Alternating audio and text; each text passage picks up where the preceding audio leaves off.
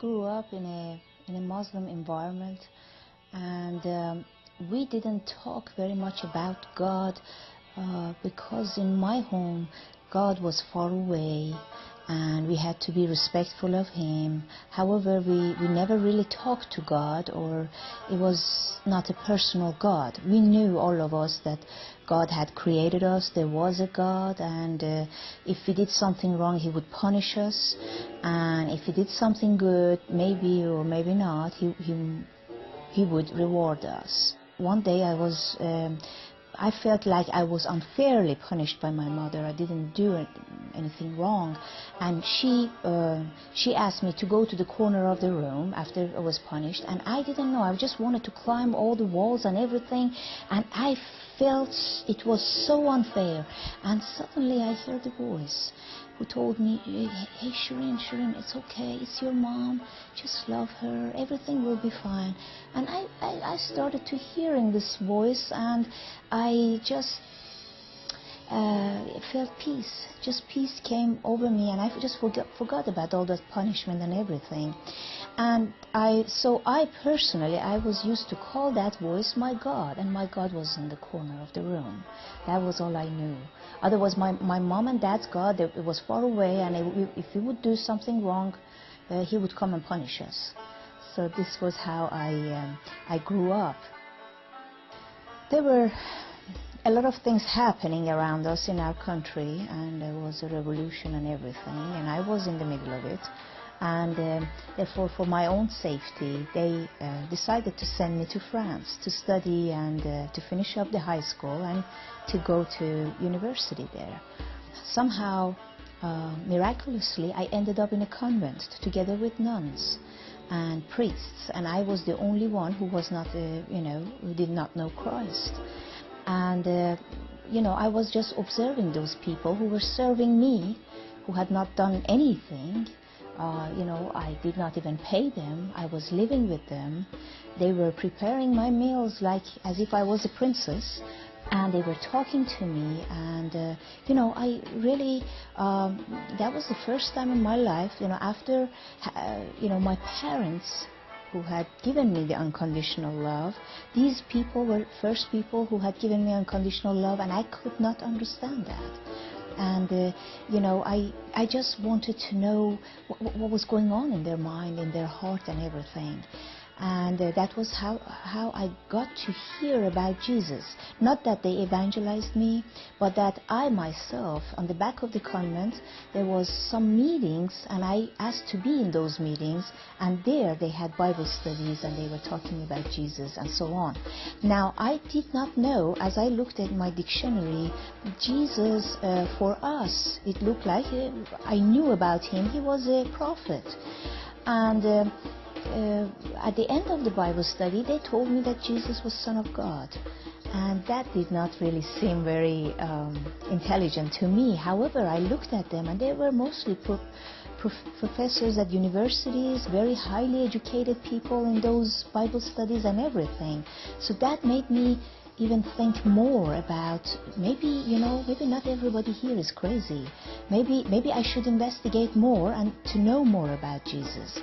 And, I put almost God to test, and at the start it was difficult for me to call God as Father, Jesus, Son of God, and so on. Nothing made sense to me, actually. But, because of the unconditional love that I was receiving every single day, although I was a naughty girl, I did lots of wrong things, and I did all the wrong things of the world, and still they were smiling and showing me grace, and they loved me. I thought, wow, even if my mother had been there, I would have received some punishment, and they don't even want to punish me. I mean, I was fascinated with them. I thought, wow, this is, I just have to find out about this mystery. And the more I got to know about Jesus and whatever He did, I was fascinated with Him, with His character, and I wanted to become like Him. My way of thinking was a little bit like Jesus. He had come to save the world. I want to do the same. I wanted to go and save the world. And I called Jesus as my favorite man. He was not really my God, but He was mostly my favorite man.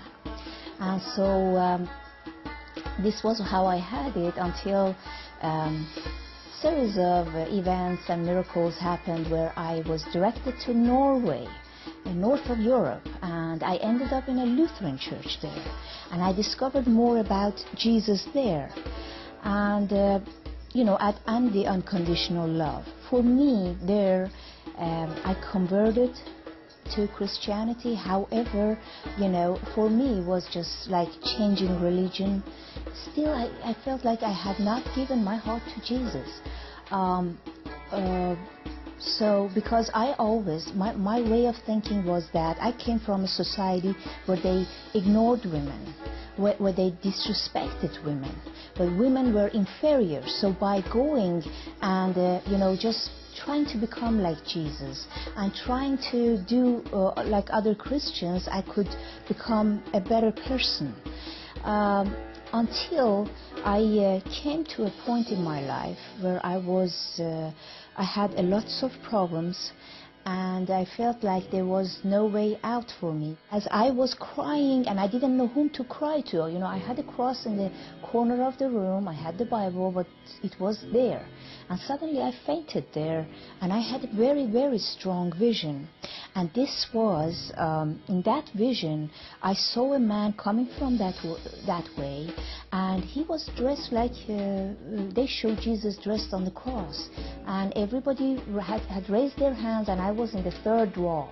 And everybody raised their hands, and they wanted to touch him, and he let himself be touched. And suddenly I cried, and I said, "Oh, Father Jesus, please come and help me." And in that vision, it didn't seem like he heard me, but he came closer and closer. As he came closer, I just looked at his eyes. The only thing I wanted to know if he was mad at me. In a Muslim, the Muslim way of thinking is that you are not really a sinner until you have really sinned and done something wrong. And so that was for me the first time standing in front of God and feeling like I was a sinner and I really did not deserve to be forgiven. That was how I stood in front of him in that vision. And I was just looking and seeking in his eyes if there was a way he could forgive me from what had happened. And I didn't know what had happened. However, can you forgive me in this situation? Is there any way out? And as he came closer, I looked at his eyes. I felt like his eyes had suffered so much. However, suddenly he opened up his arm and he asked me to go to him. And I could not believe. It was as if they had given me the whole world. I ran to him like crazy. I took around his neck and I said, I don't care where you go, but wherever you go, I will be hanging from your neck.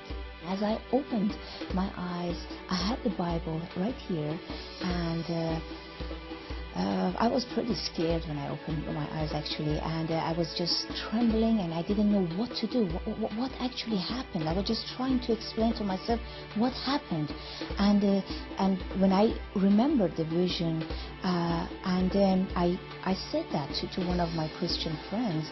He said that, well, that was the first time you really repented, and I think you got saved. And the most amazing thing was that everything that I hated before I liked now, and everything that I liked before I hated now. All the worldly music and so on did not make sense.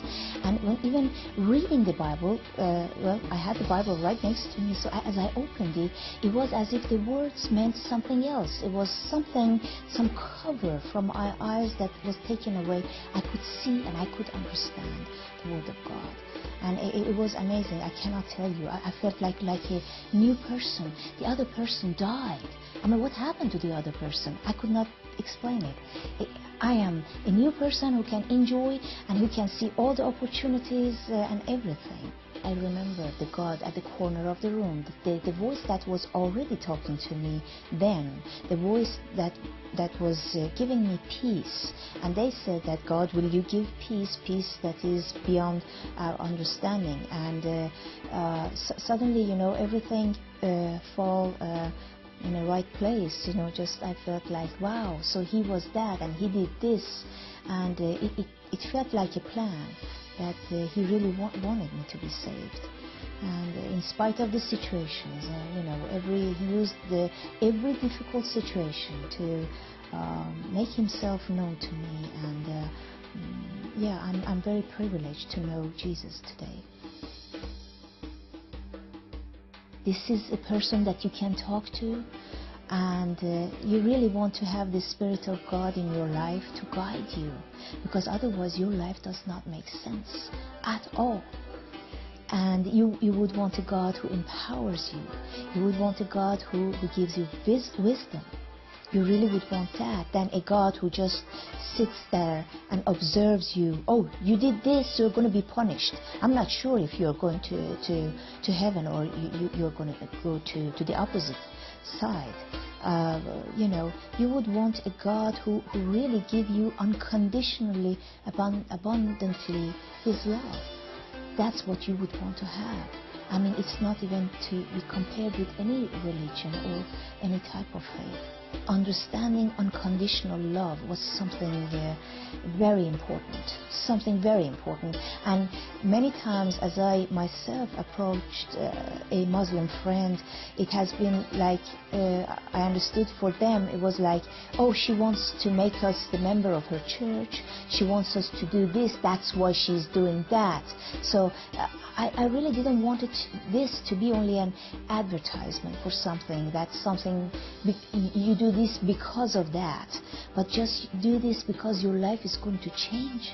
You're going to see all the possibilities that you have. You're going to see God's plan for your life, the purpose of God for your life. You're going to enjoy your life.